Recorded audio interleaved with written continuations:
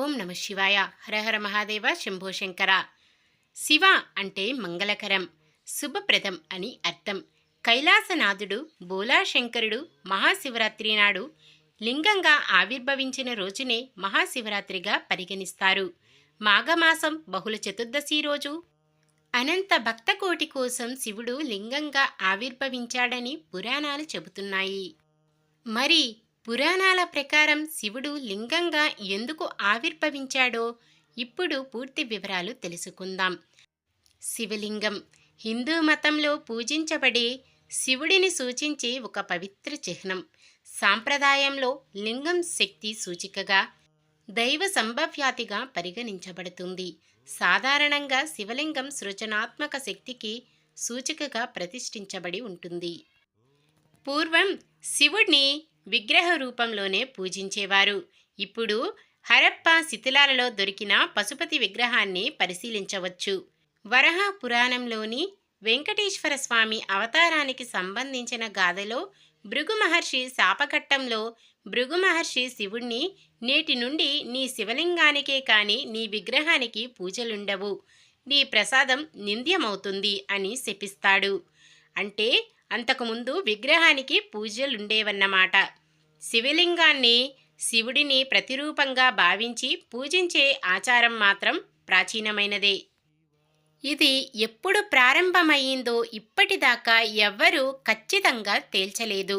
శివం అనే పదానికి అర్థం శుభప్రదమైనది అని, లింగం అంటే ఆకారం అని అర్థం, శివలింగం అంటే శివుని ఆకారం అని అర్థం. పురుషలింగం స్త్రీలింగం అంటే పురుష ఆకారం స్త్రీ ఆకారం అని అర్థం. అంటే శివలింగం సర్వశుభప్రదమైన దైవాన్ని సూచిస్తుంది.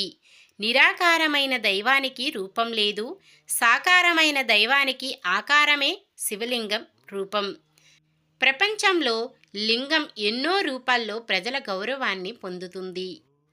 పురాణాల ప్రకారం లింగోద్భవం ఎలా జరిగింది? మహాశివరాత్రి పర్వదినాన అర్ధరాత్రి లింగోద్భవ కాల పూజ పరమశివుడిని కొలిచేందుకు అత్యంత అనుకూలమైన సమయం. ఈ లింగోద్భవం గురించి స్కంద పురాణంలో వివరించడం జరిగింది. మహాప్రళయం తరువాత సృష్టి స్థితి కారకులైన బ్రహ్మ విష్ణు మధ్య ఎవరు గొప్పో తేల్చుకోవాలన్న పోటీ వచ్చింది. అది సంగ్రామానికి దారి తీసింది. ఒకరిపై ఒకరు భీకర అస్త్రాలను ప్రయోగించుకునే వేళ మరో ప్రళయాన్ని నివారించేందుకు లయకారకుడు రంగంలోకి దిగి ఆద్యం అంతములు తెలియని మహాగ్ని స్తంభం రూపంలో అవతరించి దర్శనమిచ్చాడు. ఇది జరిగింది మాఘబహుళ చతుర్దశి నాటి అర్ధరాత్రి. ఇదే లింగోద్భవ కాలం. లింగోద్భవం గురించి మనకు పాట రూపంలో తెలిసినది. మాఘమాసమున కృష్ణపక్షమున చతుర్దశి నడి జామురాతిరిన మహాలింగమై ఉద్భవించినట బ్రహ్మ విష్ణువుల అహం మనచనట సృష్టికి మూలం నీవని తెలిసి సాగిలవడి నీ మహిమకు మొక్కే అదే మహాశివరాత్రి వెలసినట.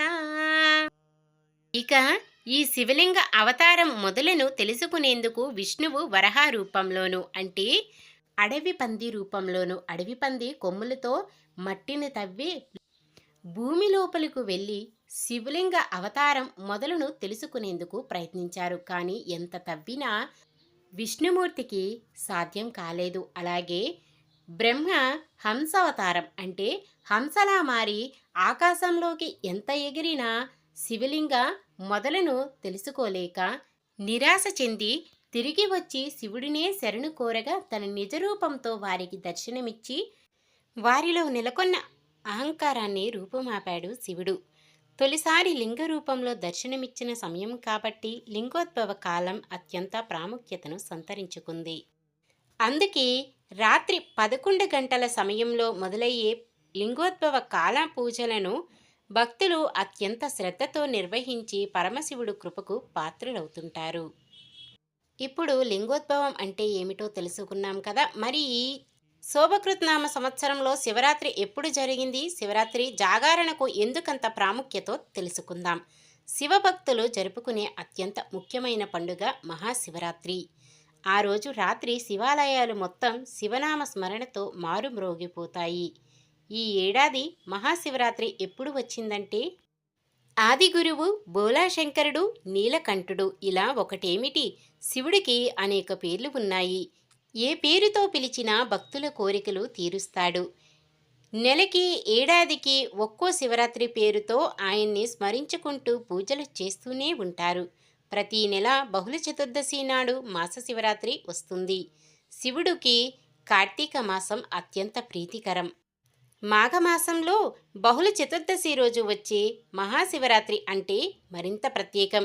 ఈ ఏడాది శివరాత్రి మార్చి 8 శుక్రవారం వచ్చింది. మార్చి 8 రాత్రి 8:13 వరకు త్రయోదశి తిథి ఉంటుంది.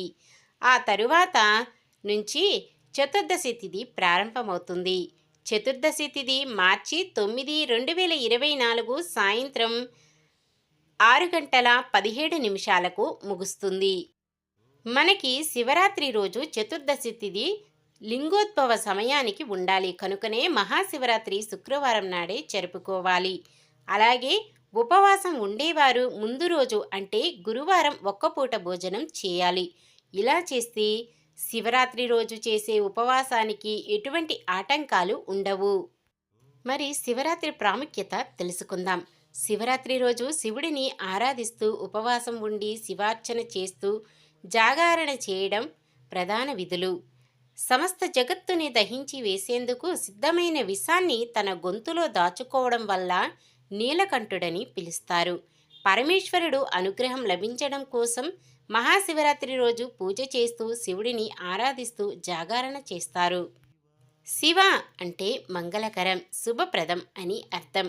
కైలాసనాథుడు బోలాశంకరుడు మహాశివరాత్రి నాడు శివలింగంగా ఆవిర్భవించిన రోజునే మహాశివరాత్రిగా పరిగణిస్తారు. మాఘమాసం బహుళ చతుర్దశి రోజు అనంత భక్తకోటి కోసం శివుడు లింగంగా ఆవిర్భవించాడని పురాణాలు చెబుతున్నాయి. ఈరోజు తప్పకుండా ఉపవాసం ఎందుకు ఉండాలి అంటారు? శివరాత్రి రోజు ఉపవాసం ఉండటం, జాగరణ చేయటం హిందువుల సాంప్రదాయం. ఉపవాసం ఉండే రోజు మరుసటి రోజు మాంసాహారం, గుడ్డు వంటివి తినకూడదు. మద్యపానం సేవించకూడదు. నియమనిష్టలతో శివుడి మీద మనసు లగ్నం చేసి శివనామ స్మరణతో లీనమైపోవాలి. శివరాత్రి రోజు సూర్యోదయానికి ముందే నిద్రలేచి స్నానం చేయాలి. ఇంట్లోనే పూజా మందిరంలో శివుడికి పూజ చేయాలి. ఈరోజు శివుడికి బిల్వపత్రాలతో పూజ చేయడం వల్ల మంచి ఫలితం ఉంటుంది. రాత్రి నిద్రపోకుండా జాగరణ చేయడం చాలా ముఖ్యం. ఉపవాసం, జాగరణ, బిల్వార్చన చేసి శివుడికి అభిషేకం చేయటం వలన శివానుగ్రహం పొందుతారు. విష్ణువు అలంకార ప్రియుడు, అయితే శివుడు అభిషేక ప్రియుడు. చెంబుడు నీళ్లతో అభిషేకం చేసినా సరే పులకించిపోతాడు. అందుకే ఈరోజు తప్పనిసరిగా శివాభిషేకం చేయడం మర్చిపోవద్దు. జాగరణ ఎందుకు చేస్తారు? ఇలా చేయడం వల్ల సకల సంపదలు చేకూరుతాయని భక్తుల విశ్వాసం. శివనామం ఓం నమః శివాయ అనే పంచాక్షరి మహామంత్రం జపించాలి. శివరాత్రి మరుసటి రోజు శివాలయం దర్శించి ప్రసాదం తీసుకుని ఉపవాస వ్రతం విరమించాలి. శివరాత్రి రోజు ఉపవాసం, జాగరణ చేసిన వాళ్ళు మరుసటి రోజు రాత్రి వరకు నిద్రపోకూడదు. అప్పుడే సంపూర్ణ ఫలం దక్కుతుంది. 4 గంటలని ఒక్కో జాముగా భావించి శివుడికి పూజ చేస్తూ ఉంటారు. అలా రాత్రి కూడా రావడం వల్ల నిద్రపోకుండా శివారాధన చేస్తారు. అందుకే శివరాత్రి రోజు తప్పనిసరిగా జాగారం చేస్తూ శివనామ స్మరణలో మునిగిపోతారు. ఓం నమః శివాయ. మీకు, మీ కుటుంబ సభ్యులు అందరికీ కూడా శివరాత్రి పండుగ శుభాకాంక్షలు. ఈ వీడియో మీకు తప్పకుండా ఉపయోగపడుతుంది అనుకుంటున్నాను. నచ్చితే లైక్ చేయండి. మన వాళ్ళందరికీ ఉపయోగపడవచ్చు, షేర్ చేయండి. మన ఛానల్ని ఎవరైనా కొత్తగా చూస్తున్నట్లయితే తప్పకుండా సబ్స్క్రైబ్ చేసుకొని పక్కనే ఉన్న బెల్ ఐకాన్ని క్లిక్ చేసి ఆల్ అనే ఆప్షన్ని సెలెక్ట్ చేయండి. Thanks for watching.